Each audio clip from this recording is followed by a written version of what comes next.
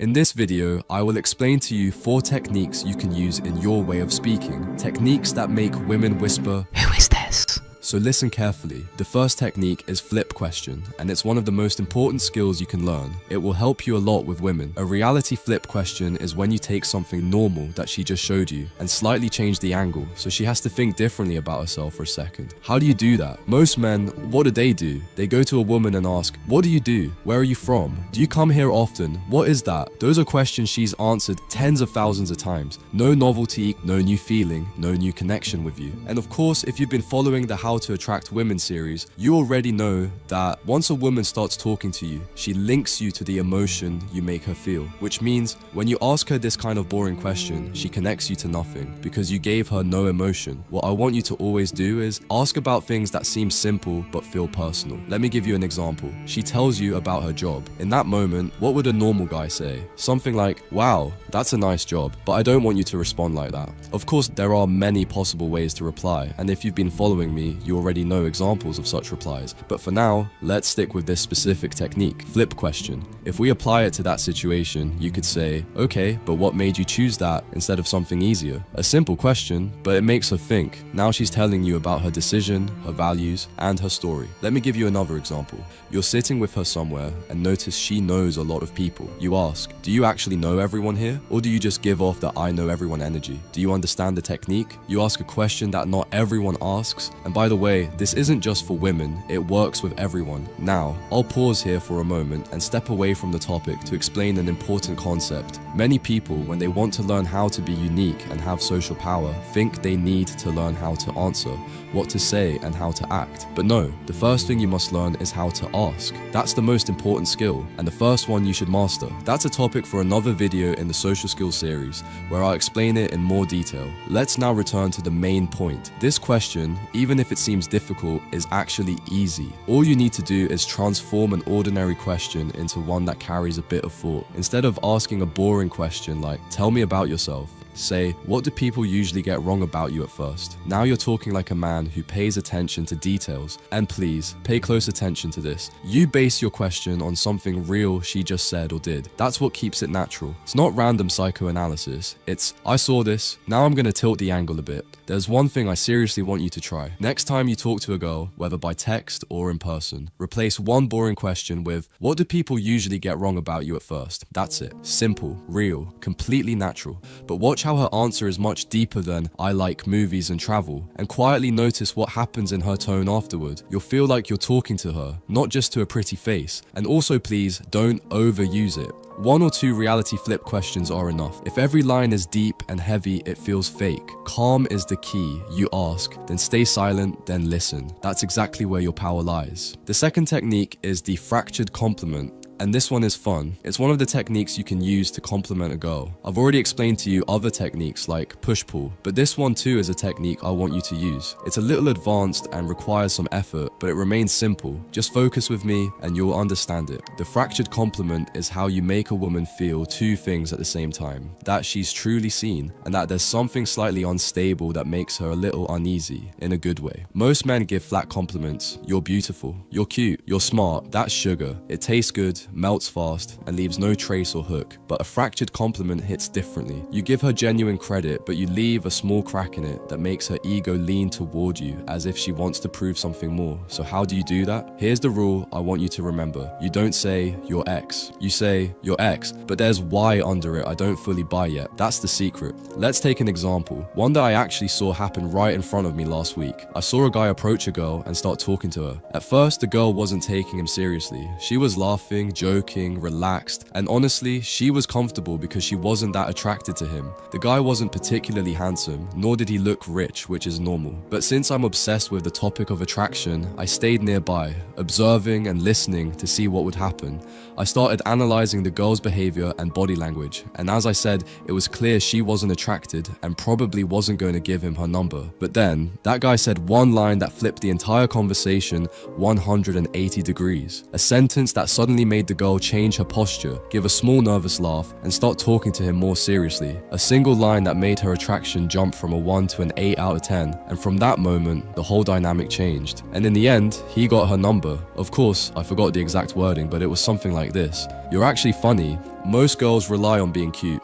I like this version. Keep it. That sentence is the fractured compliment. He gave her approval and appreciation, but at the same time, he implied he's seen others, that he's not impressed by looks alone, and that she's showing a side he actually respects. The phrase keep it is the fracture. Now she wants to maintain that impression around him. If he had only said, "You're funny," he would have sounded like any other guy, and she probably wouldn't have cared.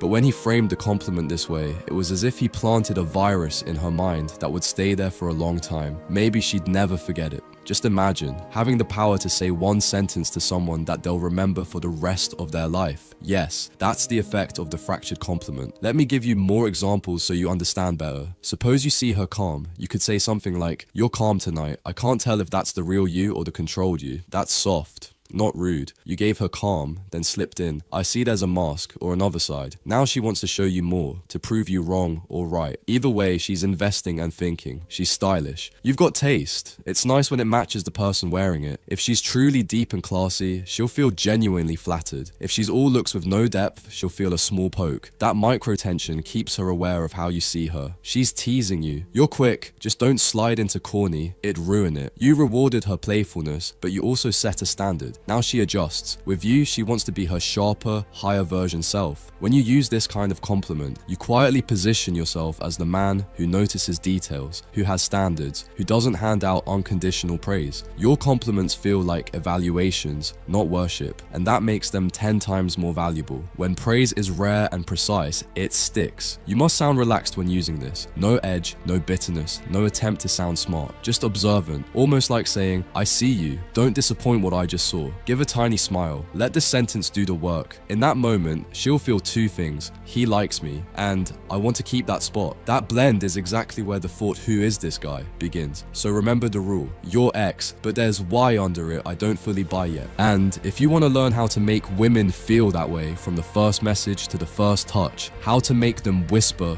without saying a word, that's exactly what I teach inside the attraction algorithm. You'll find the link in the description. So, the third technique, and one of my favorites because it instantly creates a deep connection, is called the controlled confession. The controlled confession is the way you gain depth in communication without becoming weak, and develop edge without pretending. It's when you say one honest line about yourself, clear and clean, real enough to cut deep, but controlled enough to show composure. It's not dumping your pain and memories on her, and it's not fake vulnerability for sympathy. It's simply a glimpse of your inner wiring that makes her think, okay, there's something dangerous and disciplined in him. Most men ruin this technique from both extremes. Some reveal nothing. They act bulletproof, untouchable. That becomes boring. No hooks, no humanity. Others overshare like a podcast guest on anxiety meds, childhood, heartbreaks, insecurities, ex stories, all too early. That doesn't build connection, it builds weight. She didn't sign up to be your therapist. The controlled confession sits right in the middle. It shows that you have a story, but you're not ruled by it. Before I explain how to use it, there's a rule you must always remember. As a man, showing a moment of weakness or a touch of emotion once in a while is not a problem, but it should happen once, and that's it. You shouldn't be emotional all the time. You shouldn't start complaining or crying to her. This technique is a double-edged sword. If you apply it correctly, you'll attract any woman you talk to. If you apply it incorrectly, you'll push away any woman you talk to. Now that you understand this, let me explain how to do it. The controlled confession consists of 3 steps. 1. You explain your standard or behavior. 2. You hint at depth or past pain. 3. You end with strength, not weakness. For example, I don't chase anymore. I used to, it killed my self-respect. Now if it feels forced, I'm out. In this example, what did you do? First, you stated one of your current behaviors. Then, you explained it through a glimpse of past pain. And finally, you ended with a rule, a lesson. You didn't trauma dump, you didn't bleed, you admitted you used to be that guy, and you showed that you evolved. It communicates self-awareness. And the statement ends with a rule, not a wound. And this is something I want you to remember for life. As a man, whenever you go through a problem or pain, it must always end with a rule or a lesson. Especially at the beginning of your relationship with a woman. Never be emotional or weak with a woman during the first meetings or conversations. Another example, I get bored fast with fake energy. That's my flaw. I disengage quick. A flaw and a standard in one line. You're not trying to impress her, you're explaining your operating system. See the pattern? You confess a truth about yourself that explains why you are the way you are, but you don't hand it to her bleeding. You hand it as data, stable, calm, owned. That's why it hits. It tells her, I've been through things, I understand myself, I protect my space, enter carefully. And you do all that in one short sentence, then move on, so you don't appear emotional while still keeping the atmosphere powerful. This technique does two things in her mind. First, it makes you feel real, not a performer, not a copy-paste cardboard high-value man, a man with edges. Second, it quietly invites her to elevate herself around you. She'll think twice before playing silly games because you already showed her how you handle things. No threats, no long speeches, just one sentence engraved in her mind. And please, don't repeat it too much. One controlled confession per interaction is more than enough. Anything more becomes emotional begging. Use something small but real, even if it's as simple as, "I hate emotional manipulation. I've seen enough of it," then leave it there. No long story. If she's the right kind, she'll feel the weight of that line. If she's curious, she'll pull, and you'll choose when to open more. Choice is the power here. The most important thing I want you to remember is this. Say it in one sentence only, then change the topic. Don't over-explain. Don't dive into too many details. The final technique is the narrative hook. It's about talking about yourself and telling your stories in a storyteller's way. If you have even a basic understanding of marketing, you'll know that one of the most powerful techniques companies use is storytelling, because it's among the best methods of selling. And this is exactly the technique we'll talk about now, the narrative hook. The narrative hook is how you talk about your life in a way that pulls her into your world without ever trying to impress her. Most men either show off or say nothing. The ones who show off talk like this: "I have a business, I travel a lot, I know a lot of people, it's heavy, loud, and reeks of effort." She might smile, but deep down she classifies it as performance, not reality. The quiet type, on the other hand, says, "Nothing special, just work, gym, same routine. No story, no pull, no feeling, you'll be neither."